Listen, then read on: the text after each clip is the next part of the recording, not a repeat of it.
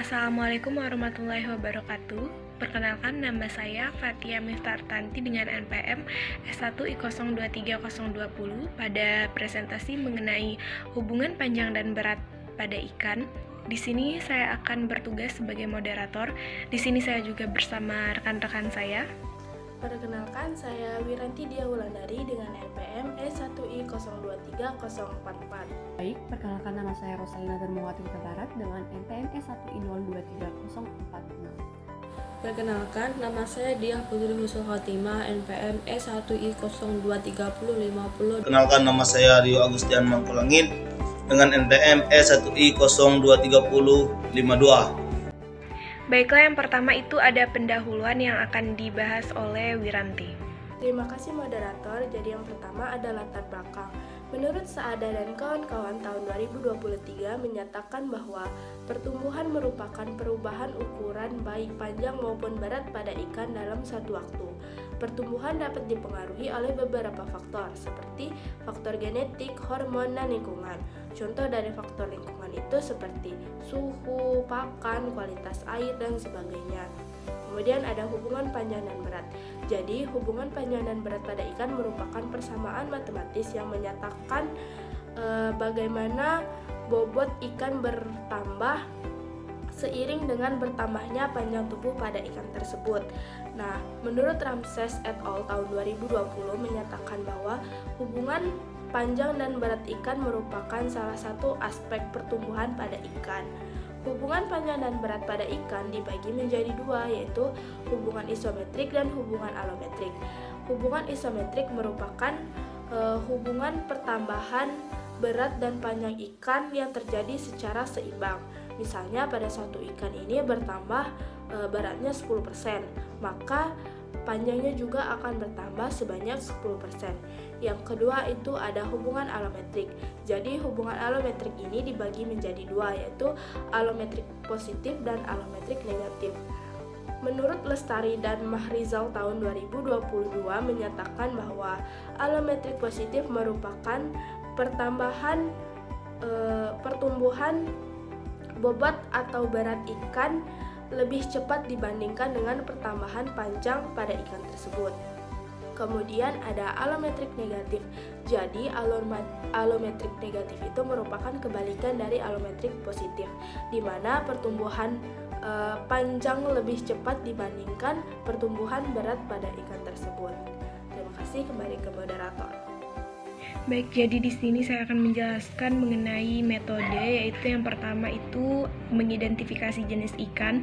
Setelah ikan diidentifikasi, selanjutnya kita mengukur panjang total ikan itu menggunakan penggaris. Selanjutnya, jika panjang total sudah diukur, maka kita menimbang berat ikan menggunakan timbangan. Setelah itu, mencatat data panjang total dan berat ikan yang kita peroleh. Kemudian, kita mengolah data panjang total dan berat ikan hasil dari pengamatan. Dan yang terakhir itu menghitung logaritma data hubungan panjang total dan berat.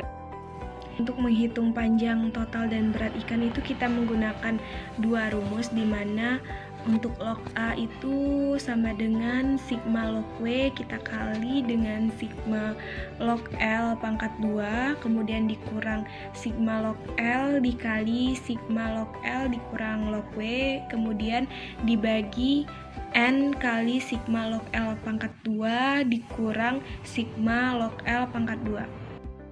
Nah, kemudian untuk B itu sama dengan sigma log W kurang N log A per sigma log L.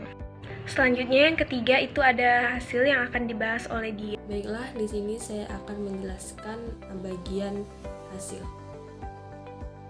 Ikan kembung memiliki panjang 30 cm dengan berat 273,1 gram, menunjukkan ukuran tubuh yang besar di antara jenis ikan lainnya.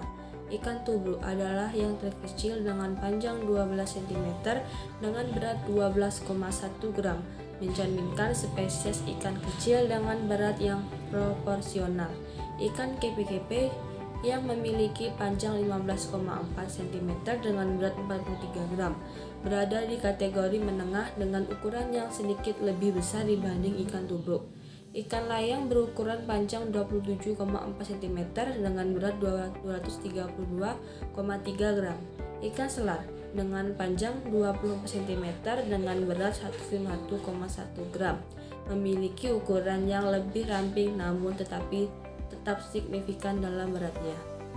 Untuk pembahasan akan dibahas oleh Rosa. Ini kita akan masuk ke bab pembahasan. Berdasarkan hasil praktikum yang telah kami lakukan dengan kelima jenis ikan, di mana ada perbedaan antara panjang dan juga berat pada ikan. Ada 5 jenis ikan yang kami praktikumkan, di mana ada ikan layang dengan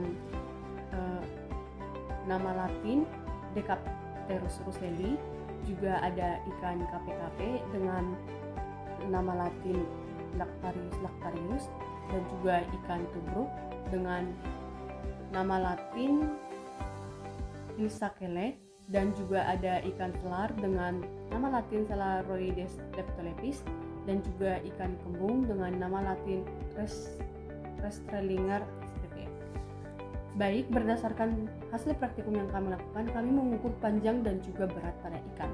Pengukuran panjang pada ikan ini kami mengukurnya itu menggunakan mistar atau penggaris, di mana pengukurannya itu dengan pengukuran panjang total yang diukur dari mulai ujung mulut ikan dan juga hingga pada ujung ekor pada ikan. Dan juga pengukuran berat pada ikan ini kami menggunakan timbangan digital, di mana kegunaannya itu agar lebih efektif dan juga baik, dan juga ketelitiannya lebih baik. Nah, berdasarkan praktikum yang telah kami lakukan, kami mendapatkan hasil data bahwa ikan layang itu memiliki panjang 30 cm dengan berat 273,1 gram. Ikan KPKP memiliki 15,4 cm dengan beratnya itu 43 gram. Dan juga pada ikan tubruk, kami mendapatkan hasil panjangnya itu 12 cm dengan berat 12,1 gram. Ikan tubruk ini merupakan ikan yang paling kecil dengan panjang 12 cm dan juga beratnya itu 12,1 gram dari antara kelima jenis ikan yang telah kami. Dan yang kami ukur juga ada ikan selar dengan panjang 27,4 cm dengan berat 151,1 gram. Dan juga ada ikan kembung, di mana ikan kembung ini memiliki panjang 24 cm dengan beratnya 232,9 gram. Oke, berdasarkan hasil praktikum yang telah kami lakukan itu ada perbedaan, di mana perbedaan ini bisa terjadi karena adanya perbedaan jenis spesies, juga gen yang turun dari spesies itu, dan itu merupakan faktor internal. Sedangkan faktor eksternalnya itu yaitu di mana terjadi karena adanya perbedaan faktor suhu, pakan, dan juga salinitas. Kenapa suhu dapat mempengaruhi pertumbuhan pada ikan ini? Karena suhu itu merupakan suatu pengaruh metabolisme untuk pertumbuhan ikan, di mana suhu apabila tidak ideal dapat menyebabkan stres dan juga pertumbuhan yang tidak baik pada ikan. Jadi suhu itu sangat penting terhadap pertumbuhan ikan. Selanjutnya terdapat faktor eksternal, di mana pakan. Pakan ini merupakan makanan atau makanan yang sangat penting untuk pertumbuhan, mendukung pertumbuhan pada ikan, di mana pakan ini merupakan pakan yang harus berkualitas dan juga memiliki jumlah yang cukup terhadap kebutuhan pada ikan. Karena apabila dengan makanan yang cukup dan jumlah yang tepat, maka pertumbuhan ikan dapat bertumbuh dengan baik. Selanjutnya ada salinitas. Pada ikan laut, salinitas ini sangat penting karena salinitas dapat mempengaruhi pertumbuhan ikan, di mana mereka harus menyesuaikan diri terhadap salinitas pada air dengan melakukan osmoregulasi yang dapat meningkatkan pertumbuhan ikan ini.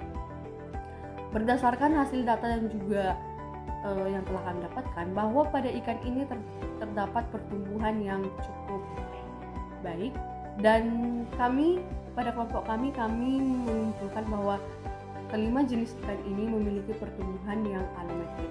Jadi pertumbuhan alometrik itu merupakan pertumbuhan pada ikan yang dimana B-nya lebih kecil daripada 3. Nah, pertumbuhan alometrik ini merupakan pertumbuhan yang masing-masing nilai B-nya yang ditafsirkan. Pertumbuhan alometrik ini ada dua, pertumbuhan alometrik positif dan juga pertumbuhan alometrik negatif. Jadi artinya pertambahan panjang ikan itu lebih cepat dari pertambahan beratnya. Sekian dari kami mengenai pembahasan pada ikan ini. Nah, yang terakhir ada kesimpulan yang akan dibahas oleh Rio. Kesimpulan, ikan layang, KPKP, tubuh selar, dan kembung adalah ikan pelagis kecil yang memiliki laju pertumbuhan cepat dengan pola pertumbuhan alometrik negatif, di mana panjang tubuh lebih cepat dibandingkan beratnya. Setiap spesies memiliki karakteristik ukuran dan berat yang berbeda, yang dipengaruhi oleh faktor lingkungan seperti suhu, pakan, dan salinitas. Jika ikan layang dan kembung memiliki ukuran tubuh yang lebih besar dibandingkan dengan ikan tubuh KPKP dan selar, mencerminkan perbedaan adaptasi spesies terhadap kondisi lingkungan mereka. Sekian presentasi dari kelompok kami, yaitu kelompok 7. Lebih dan kurang kami mohon maaf. Wassalamualaikum warahmatullahi wabarakatuh.